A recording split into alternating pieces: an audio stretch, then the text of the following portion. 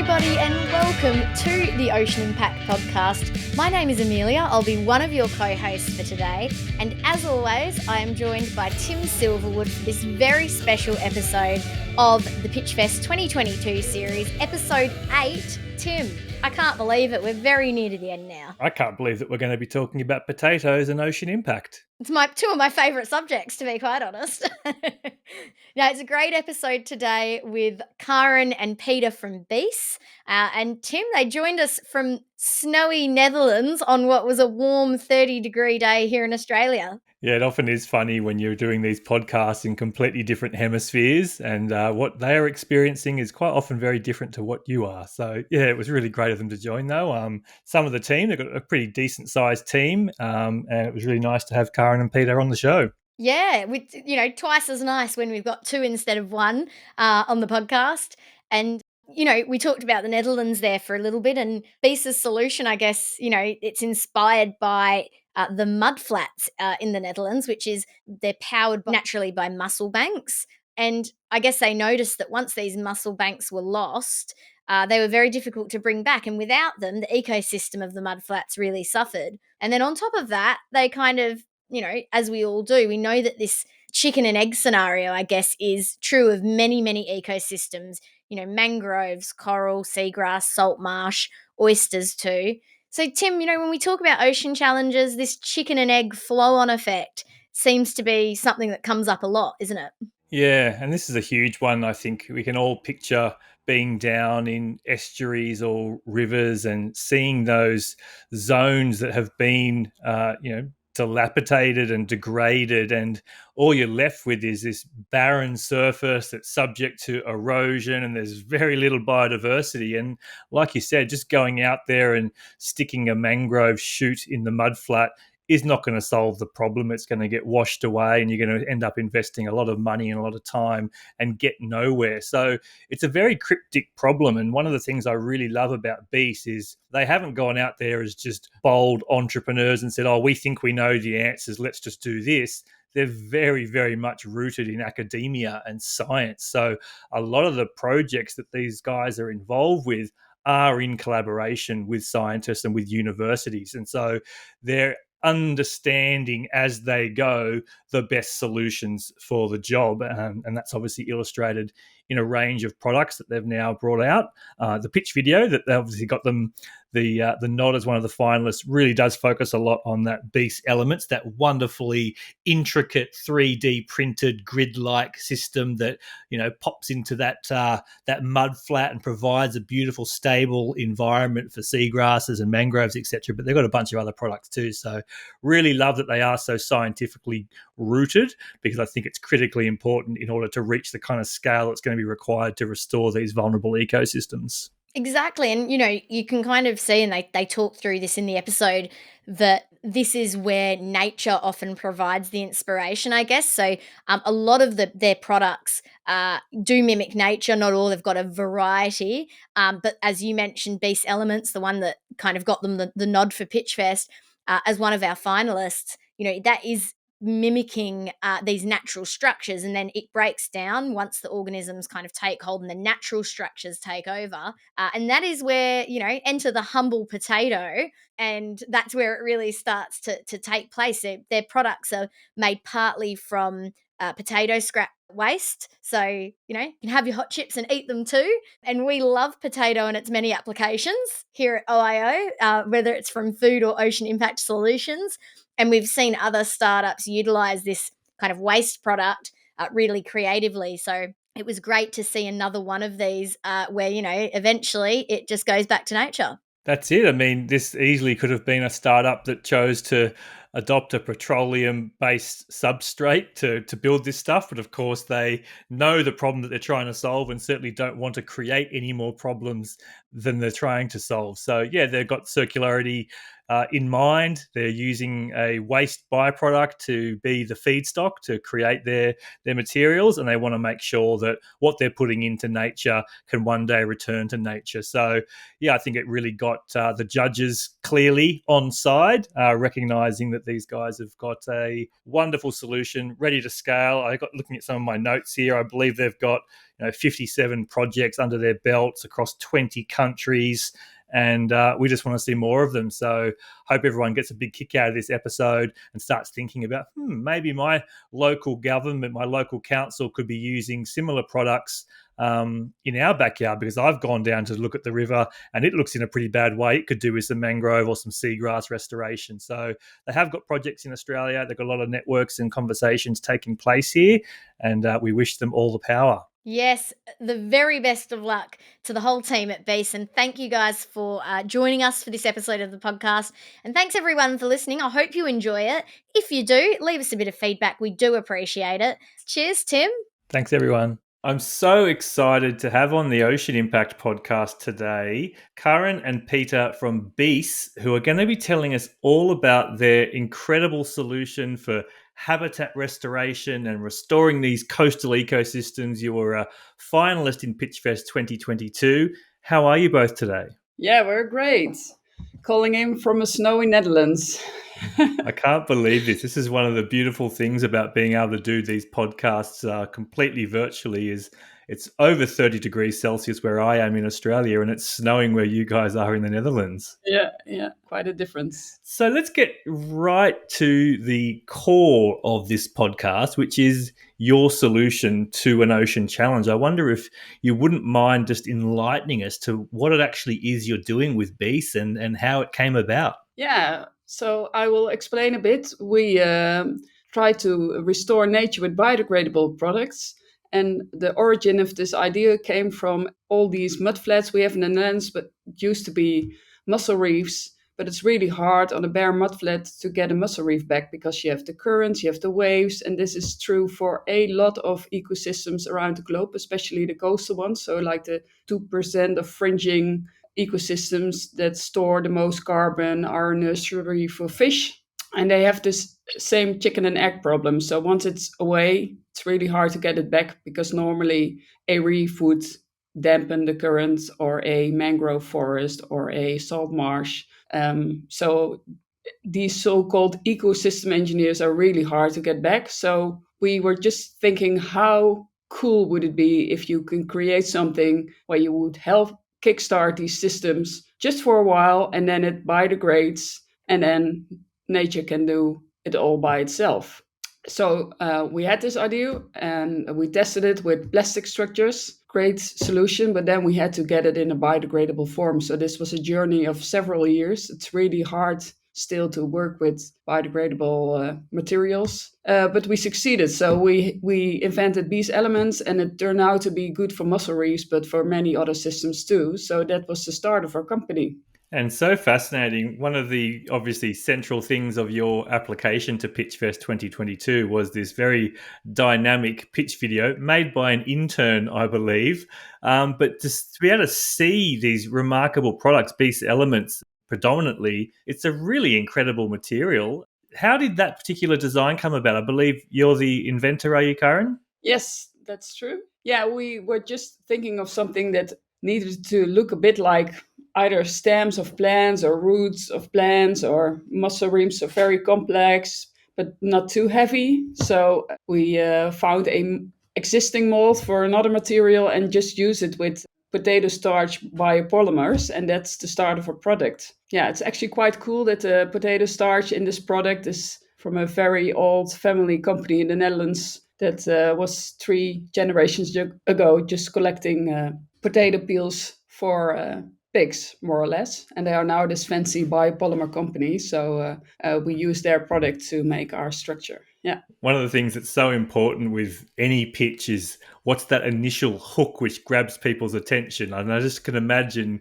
your elevator pitch is like, we do habitat restoration using potato waste. And people are like, you got to tell me more about that. So, so you used initially conventional petroleum plastics to get the design right, to show it was feasible, but you knew straight away, I'm assuming, that really wouldn't have the kind of social or ecological license to be going and putting plastic into the environment. Was that very early on clear that you needed to find and use a biodegradable material? Yeah, so we went in and we were standing on the mud flat, and then we knew straight away you wouldn't want to leave any plastics in a nature restoration area. So, but then there's nothing available, so you will just see if the principle of the structure works.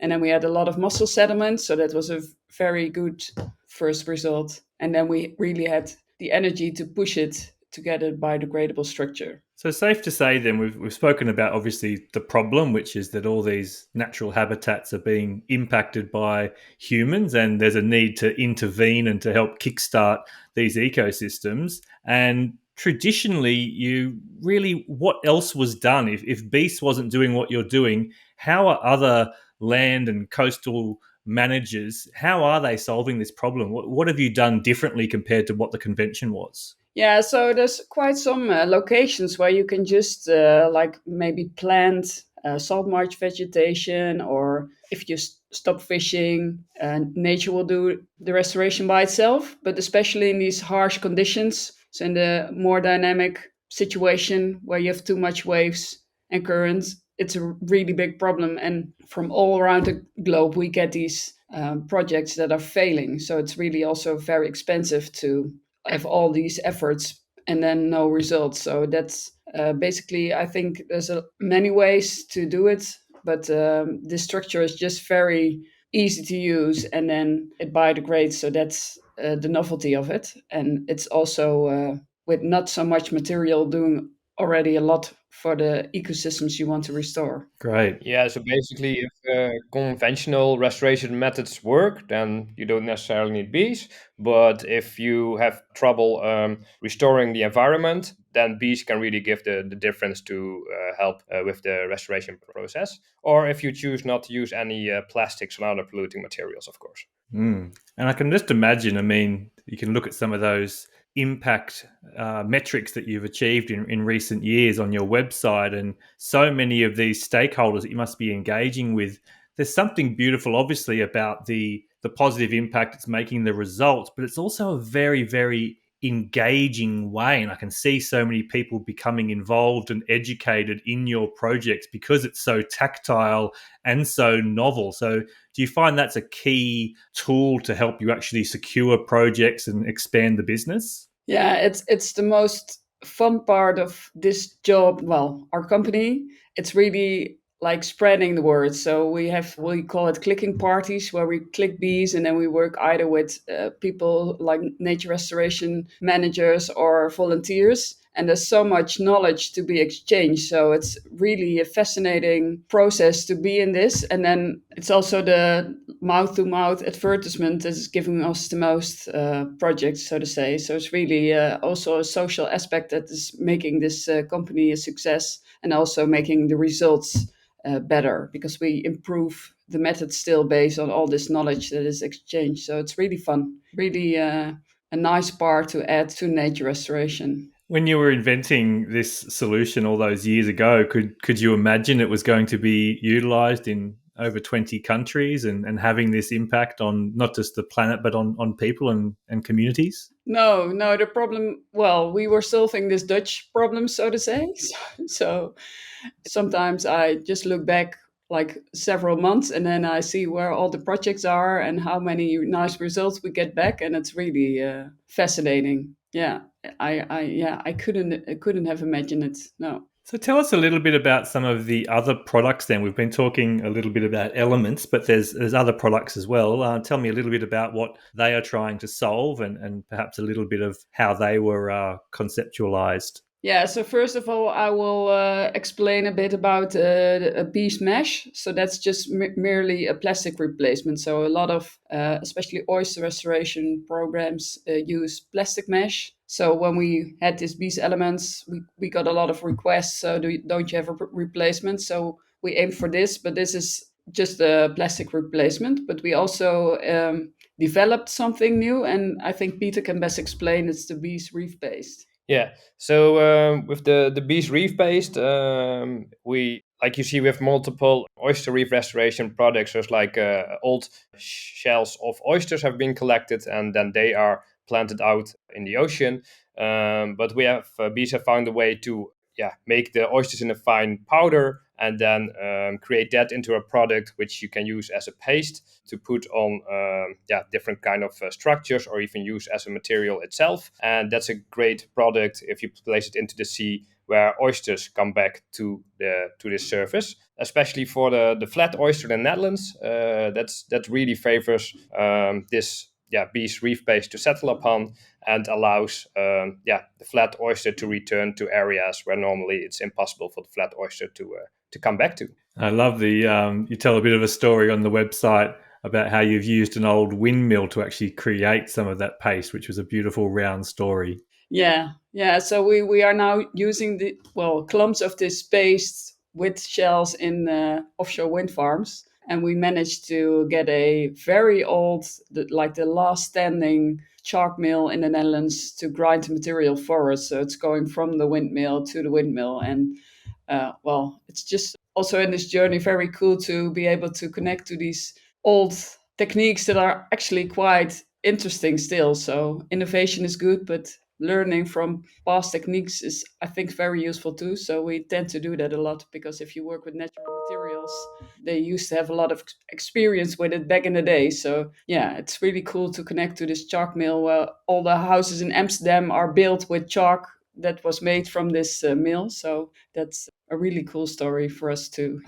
And one of the things I really like about your startup is that it's so grounded in academia and then science and research. And that's obviously so important, I suppose, particularly at this cutting edge of biopolymers, and particularly those that are going into coastal and marine environments. I wonder if you could just tell me a little bit about the journey into making sure that the claims that you make and what you believe the product can do actually stacks up in the environment. It must be a constant process of R&D and testing and bringing in scientific partners. Yeah. So there's two sides in the story. So first of all, we developed the BESE elements together with a scientist. So he's a professor in coastal ecology in the Netherlands, Jesse van der Heijden. So that's the reason that we already started with a lot of science added to the first applications of BESE elements. And now we're really used to it. So we really want to not only see how it works, but also prove how it works. So we just test a lot of things, and we also connect to a lot of scientists, because it's just very interesting also to add their ideas to our story. And I think it's a connection that's going both ways. So they are looking at interesting new angles, and we have these materials, but they can be different and tested in very many ways. So far it has been really nice, and we work with universities, I think, in every country that we work in. So it's not the sole projects we have. We also work for constructors or just foundations that want to restore something. But it's really, we partner with scientists in every country just to get local knowledge also added to the product. Yeah, most of the time these scientists are the front runners in restoration efforts. So those are actually the people who also really want to know that it's scientifically a sound product. Yeah, no, absolutely. Fantastic. Okay, so we're going to do a little bit of a pivot now to talking a little bit about you as individuals, right? You're both working in a very exciting startup with a really great positive ocean and coastal and societal impact. So obviously, Karin, one of the co-founders, so you've been there for a while, but Peter, you're a newcomer. So perhaps I can get a little glimpse from both of you around why it is that you're so passionate about working in this industry and why you do what you do. Yeah, so I think what I like is that it's a combination of getting a lot of knowledge, like literally in the water, and then also see the results and improve it. So it's really I'm very curious by nature. So this is really nice in my job, to have a problem that you try to solve, but in the meantime, add all these knowledge to it. And also, it's so amazing to talk with all these people that have the same problems worldwide. So it really feels like a global connection, because we all have the same problem. And that's my personal passion in this field. So, sometimes we have to work hard, but it doesn't feel so hard if you do it with a lot of people. So that's basically it. I think it's just a challenge we have in this decade to try to find new ways to help nature in the oceans a bit more forward. Yeah. And I joined in September, and I was new to the company, but I could really feel there is this ambition, this passion for nature restoration and to do it the right way, so without any pollution, without leaving any traces of mankind behind, and repairing the environment in that way. And yeah, the whole combination of developing something very useful, new to help the environment to restore, and also going out into the field every now and then to deploy the product. Yeah, that's just a dream job for me to be able to do. I wonder if you could take us on a little bit of a journey to a recent project site where you've gone into the field, and maybe give us a bit of a glimpse at who the stakeholders were that sought your help to come and do some restoration, and then what it's like to actually be on the ground and involving community and seeing the impact take place. If you could maybe choose a recent example or one that's a real highlight. I know you've got a lot of case studies on the website. Yeah, we just have to pick one. I think maybe Peter can start with a mangrove project in Indonesia, and I will add something totally different. All right, yeah, cool. Let's do that. So yeah, November we went to Indonesia. We've been there before, without me, before the COVID pandemic. But when the borders opened up, we could go back to Indonesia, where we have a mangrove restoration pilot project going on in collaboration with the local Patimura University in Ambon. And there, yeah, we went there for 10 days, and we had this big group of students. We were all very enthusiastic to help out, and they quickly understood what the purpose was with the BESE elements and how to deploy them to restore the mangrove forest. And yeah, we just explained it. We went in the field, and with one explanation, they started doing it themselves. And there was this great energy going on in trying to restore their mangroves. And afterwards, in the end, just taught them a little bit how to do all the measurements themselves. And now, on a regular basis, the measurements are coming in to see the results, how the mangroves are holding up in the BESE elements. So in that instance, Peter, and you can chime in, Karin, is are they simply purchasing product, or are they engaged in a longer term project with consultancy and lots of opportunities, I suppose, for revenue to come in? How does a project like that one work? Yeah, you want to explain? Well, this is a demonstration project. So the main role of the university is to add the local knowledge, but it's our project. But we also have a lot of projects where the local partner is the one rolling it out. So just starting with a pilot and then scaling up, and then if they get a grasp of how to use the products, we start off with like a clicking party and placing it out the first time. And if they know how to use it, we will just send off the materials so they can do it by themselves. But we really want to add the right knowledge, because you can imagine how difficult it is to get to know a site and know how to place something in order to make optimal use of the function of this structure. So we are really keen to not only sell products, but also add the knowledge and more or less sell nature restoration instead. So that's our goal. Yeah, that's good. Nature restoration as a service, I suppose, is a great model for future revenue as well, as opposed to just selling products. Yeah, and that's also helping us to connect to these projects in the long term. So we will get some knowledge back, which we then can use in projects in another part of the world. So that's really, I think, a growing model that is helping not only us, but also the restoration practitioners around the globe. Yeah. Great. And you might have another case study to speak to, Karin, as well. Yeah, so I'm just trying to choose between, because you're in Australia, so maybe that's a nice example.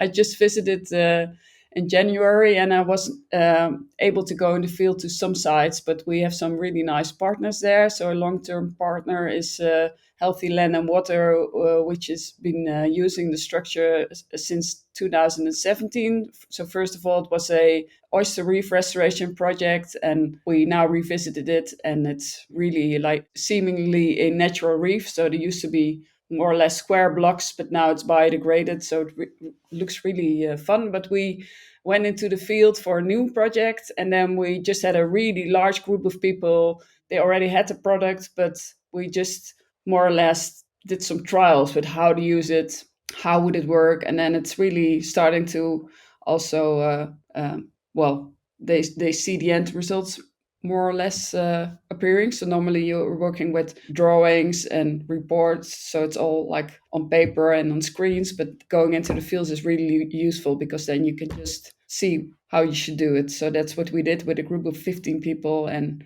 had a lovely day, of course, with sun.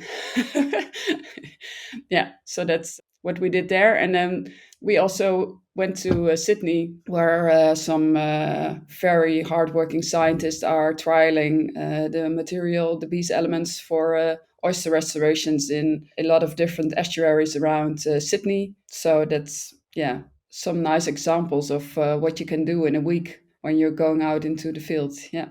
How exciting. Where is the site with the Healthy Land and Waterways Oyster Project? Where is that? Yeah, so the new one that is getting into the water, well, this spring, your fall, is Caboolture River. And it's just some stretches of the project. So it's a really large restoration project, and bees will be implemented in some stretches to help mangrove restoration. Yeah. Great. Just good for people that are tuning in who might be able to actually go and visit one of these sites and see it firsthand. But again, they can obviously go to the website and look at all the case studies as well there.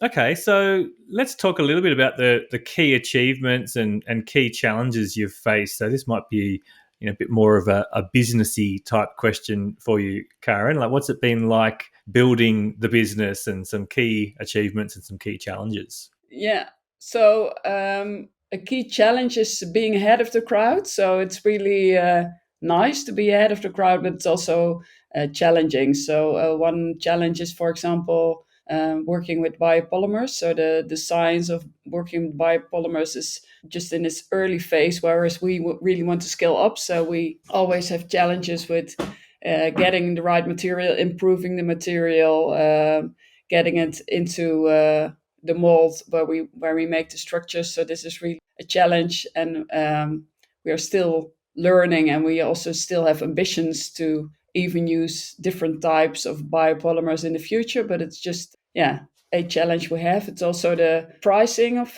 these type of materials. So it's of course a very nice circular product, but it's much more expensive than using plastics. So if you want to compete to a material, and people have been using plastics for a decade, they think the material is really expensive, but I think you should look at it the other way. Plastic is just extremely cheap, and it's really weird if you are willing to put polluting materials in your oceans because it's cheap. So I think we are getting to this challenge. People start to see this, well, as a common goal to not pollute the water so much, but especially at the start, we would talk to clients, and then they would just compare the prices, and then that's really hard when you start a company to be able to compete to a very cheap material. It's just very difficult.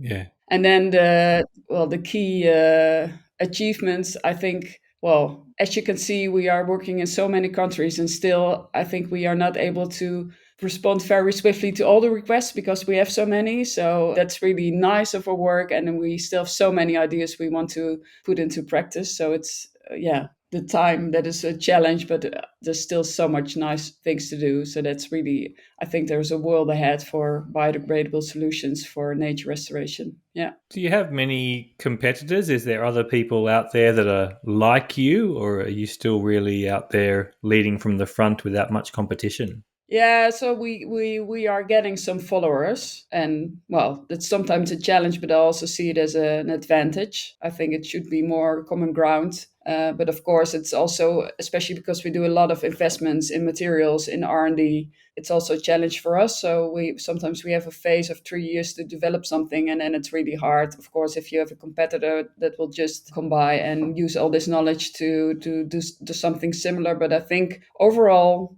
I don't know of a company that is very similar to ours, so that's good for now. And also, adding all the knowledge and working with the scientists is really unique, and it's getting products that work very well. So that's something I don't think a lot of companies implement a lot. Yeah. Great to hear. We might go over to you, Peter, for a discussion about the road ahead. I believe you've been earmarked to respond to this one. So just talk a little bit about what you've got planned in the pipeline for the next year to 2 years. Well, in March, we go back to Indonesia to check up on the mangrove restoration project that's in place and to expand it a bit. Also try out with a nursery idea. So I'm very excited for that. At the same time, we're also looking for a new R&D, which includes coral reef restoration. So yeah, that's my main passion is coral reefs. So I'm also very eager to go further into the R&D part of the coral reef restoration product. And I'm also hoping to test that out a little bit in Indonesia. So yeah, that's actually my main excitement points, going into the field and this new R&D into a coral reef restoration product. Yeah, and I think it's also nice. So we have been working in the Netherlands on riparian vegetation restoration for many years now, and that's now really in the phase of upscaling. So we're doing now, instead of like 50 meters, we're doing whole stretches of riparian vegetation with biodegradable materials, whereas it used to be concrete and plastic. So that's a really nice achievement that we're very proud of, and we have still quite some projects in this direction. As you know, maybe the Netherlands has a lot of canals and ditches, so there's quite some riparian vegetation. So it's not ocean related, but it's a really nice way to use our products and just have the vegetation as the protection of your riverbank instead of plastic and concrete. Yeah, so there used to be this, when I was still studying, there was this trend going on from building with nature. But I think BESE takes it a little step further and doing building nature and then using that to protect the areas. That's a really, really powerful little catchphrase there. Building nature, not just building with nature. What about I guess there's a really feels like a big boom swelling around us around sort of blue carbon and looking at those values on nature attached to being able to hold carbon and restore carbon reserves in coastal regions. Where is the intersection, I suppose, with BESE and those huge and growing opportunities around blue carbon capture? Yeah, we work a lot in blue carbon systems, so seagrass, mangroves, and we're now even starting to, because the BESE elements are somewhat in a square meter size, to connect to blue carbon projects where you can just buy a square meter of this system in order to add to restoration projects just with blue carbon credits. And of course, this is still in its early phase, and it's not the only way we should restore these systems, even without credits. But it's a nice way to add some more funds to these projects, I think. And it's really important. I mean, it's one of the things I do when I'm in the field. Of course, you work a lot with people that already know the importance of blue carbon, but especially if people don't know it, it's so interesting to explain to people that it's even more important to restore these systems than planting trees, because you have just so much more opportunities to save carbon in the ocean. So that's also a field that still needs a lot of attention, but it's getting there, I think. Yeah, no, we're seeing lots and lots of it, and it just really does feel like there's a firecracker ready to burst up and light the sky. And that's probably going to lead to a lot of people falling over themselves to try and get their hands on the best and closest opportunity. And I suppose that positions a company like BESE really well if you've got, like, again, that scientific underpinning to make sure that you can be recorded and measured and bona fide and all that good stuff. So that's really exciting. Yep. Yeah, and we work in a lot of blue carbon systems, so we also know how not only in the plants and in the roots, but also in the soil, this carbon is stored when you just start these ecosystem engineering species. So that's really very important knowledge to get to the people and the people that spend the money on nature restoration. Yeah, absolutely. All right, guys, we're getting closer to the end of our fantastic little conversation today. We do have one where we really like to sort of pick apart some of those key learnings from your journey as a startup founder. So, Karin, this might be squarely at you. What are some words of wisdom or advice or red flags for people out there that are starting their journey or on their way? Yeah, I think one big lesson is you just have to be patient, especially if you work with nature. It's not a matter of getting revenues within a year or develop something, because it will just take time. And this also allows for different business models, because sometimes you just have to be patient. So adding a lot of money to a company will not give you the result, because nature is just doing its job in 10 years and you just have to wait. So we are pioneering in this, so a slow growing company, but it's still sometimes going quite fast. So I think that's good for especially people that are used to normal business models, that these kind of developments just need a different approach. And it's really interesting to think about it. So it's just like so starting off very fast and flattening off and wait for some results, and then put a lot of energy in it again whenever you have the right timing. So that's basically one big lesson.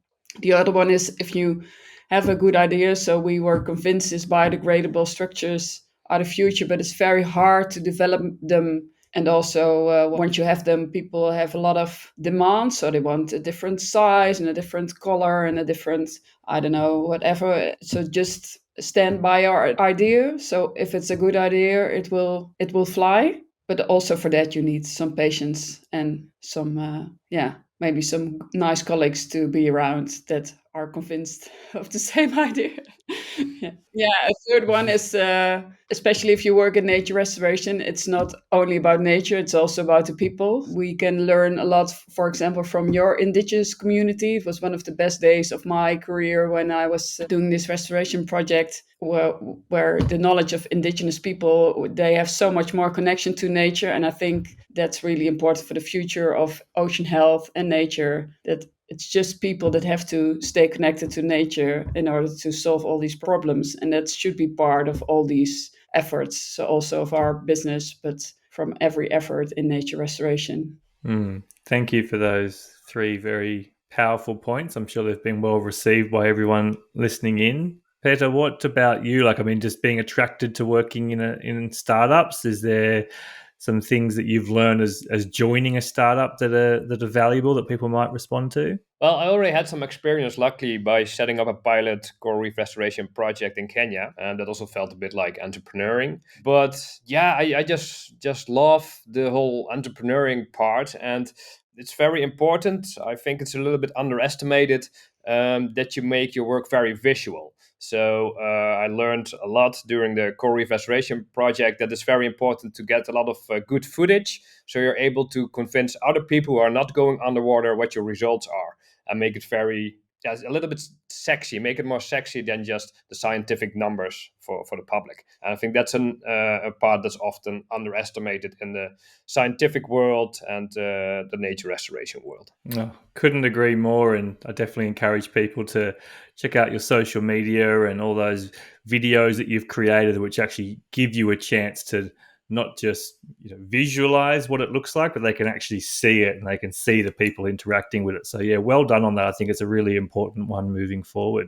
Well, that sort of brings us to the end of my questions for you both today, but we do have a last session here where you can share anything that you really wanted to talk about today but haven't had a chance to, and also give people a call to action. What can they do to support your mission or to see nature restoration in their part of the world? Yeah, I think it's good to know that, like what we see, because we are on a global scale, we see that there's no difference between a very rich company that has a project or just volunteers along a waterway that start a project. So even you can start a nature restoration project. It's just that you should engage and start somewhere, maybe ask for help and get some funding. So that's a message I have to people that are not in nature restoration themselves. And we have a lot of nice examples, for example, in the United States, where a lot of owners of nice jetties that are along a waterway start something like under the jetty, and then it all of a sudden becomes a living shoreline project. So it can really start small and then become something really relevant. So that's good to know. Yeah. Yeah, I think start doing it. That's the main message. People tend to overthink it or see a lot of obstacles along the way, but you can never really see all the obstacles coming ahead. So, yeah, have the right intentions and start doing it, start talking to it about people, and then don't wait too long and start acting. And that's the way a snowball goes rolling down a hill and becomes a big snowball. So, yeah, do it. I love it. And that's a big message today. Nature takes time. We've had many couple of centuries now of vicious damage to these natural systems, and it's going to take time to restore and to repair. So let's get down to business. Let's get to it. I really appreciate the work that you are all doing, the entire team at BESE, and I thank you so much for your time. Thank you. Thank you too. Can't take the ocean out of me. Guys, we hope you enjoy this episode. Please leave us a bit of feedback. It really helps us out. If you're listening on Apple Podcasts, you can leave us a review. On Spotify, you can let us know what you loved about the episode. And if you're watching on YouTube, feel free to drop us a comment or hit the like button. It means a lot.